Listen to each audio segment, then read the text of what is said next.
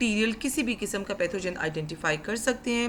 We can also reveal the specific characteristic of that pathogen. For example देखो, अगर एक pathogen है और उसमें कोई एंटीबायोटिक रेजिस्टेंस आ गई है, तो we can actually check for the presence और absence of that antibiotic resistant gene, और इसकी हेल्प से फिर हम बेस्ट कोर्स ऑफ जो ट्रीटमेंट है फॉर दैट पेशेंट, क्लिनिशियन को हमारी रिपोर्ट हेल्प करेगी वो प्रिस्क्राइब करने के लिए. इसके अलावा हम लोगों को ना सिर्फ ये जो सैम्पल्स होते हैं ह्यूमन डिराइव्ड सैम्पल्स, इसमें अगर हम सैम्पल यूज़ कर रहे हैं which is coming from human GIT track which is gastrointestinal tract, या जेनिटो यूरिनरी ट्रैक और अपर रेस्पिरेटरी ट्रैक, या फिर स्किन, तो इसमें और भी बहुत ज़्यादा फ्लोरा एंड फौना पाए जाते हैं. तो इट इज़ वेरी इंपॉर्टेंट कि हम डिस्टिंग्विश कर सकें जो डिजीज़ कॉजिंग पैथोजन है फ्रॉम द अदर कॉमनसल स्पीशीज़, तमाम जो रेगुलरली ग्रो कर रही होती हैं इन जगहों पर. को विजुअलाइज नहीं करना, तो इस तरह पैथोजन आइडेंटिफिकेशन का time is comparatively much shorter as compare to the conventional PCR. इसमें आप देखें सिंगल स्ट्रैंडेड आपको DNA नज़र आ रहा है और साथ में आपको इंटरकलेटिंग डाई नज़र आ रही है. अब ये अटैच नहीं है, लेकिन जैसे ही प्राइमर आके हाइब्रिडाइज कर रहे हैं सिंगल स्ट्रैंड के साथ और एम्प्लीफिकेशन स्टार्ट हो रही है, तो उस डबल स्ट्रैंडेड DNA के बीच में हमारी डाइज इंटरकलेट करती चली जा रही हैं, और डबल स्ट्रैंडेड DNA जितना ज़्यादा होगा उतनी ही डाई में इंटरकलेट हुई भी होगी.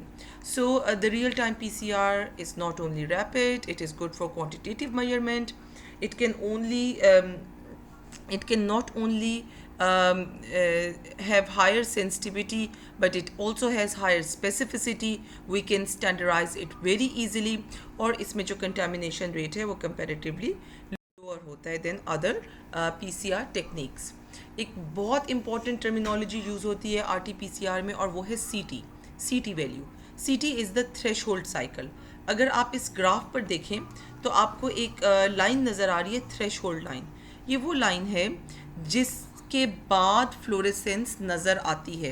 नोट करें, इसके एक्स एक्सिस पे आपको PCR साइकिल नंबर्स नज़र आ रहे हैं और वाई एक्सिस पे आपको रिपोर्टर फ्लोरेसेंस नज़र आ रही है, नॉर्मलाइज्ड रिपोर्टर फ्लोरेसेंस. तो आपको एक ये जो ब्लैक स्ट्रेट लाइन नज़र आ रही है थ्रेशोल्ड वैल्यू, ये वो वैल्यू है जिसके बाद आपको सिग्निफिकेंट फ्लोरेसेंस डिटेक्ट होगी to figure out the amplification. ठीक है.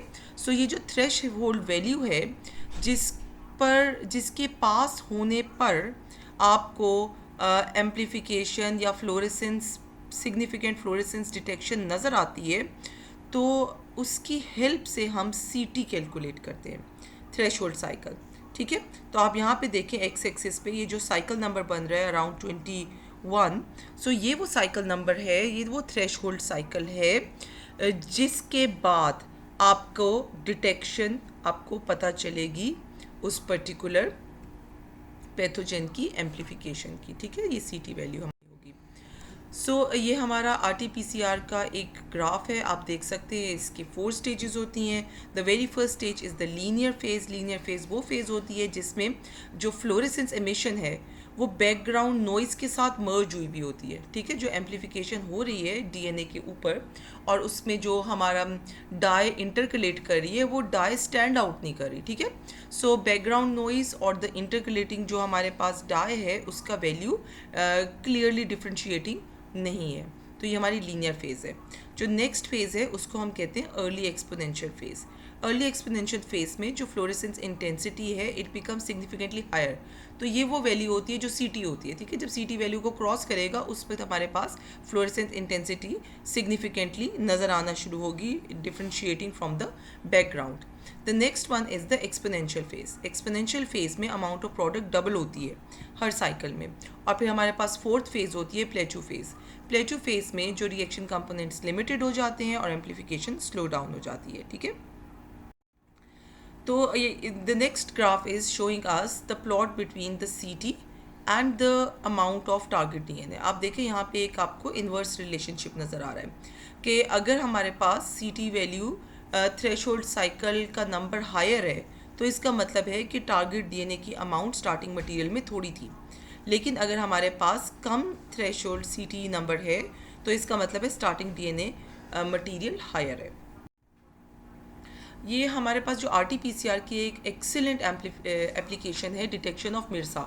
मिर्सा is methicillin resistant staphylococcus aureus, और जो हॉस्पिटल एक्वायर्ड इन्फेक्शंस में ये नंबर 1 इन्फेक्शन है, और यही सेप्सिस कॉज करता है मेजॉरिटी ऑफ द केसेस में पोस्ट ऑपरेशन।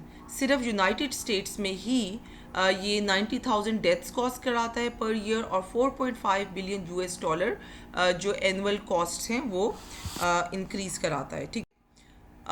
सो इसके डिटेक्शन बहुत इम्पॉर्टेंट है। यहाँ पे अगर आप नोट करें तो आपको एक इसमें सेगमेंट नज़र आ रहा है, MECA जीन नज़र आ रही है, ORF-X जीन नज़र आ रही है, और आपको नज़र आ रहा होगा कि आपने जो प्राइमर डिज़ाइन करने हैं उनमें से एक प्राइमर जो है ना, forward primer SSC MEC region पे आपको बाउंड होता हुआ नज़र आ रहा है, और दूसरा ORF-X रीजन पर है, और इसका जो प्रोब है वो बाइंड कर रहा है ORF-X के इस रेड वाले पोर्शन। सब्सक्राइब करें। Thank you for listening.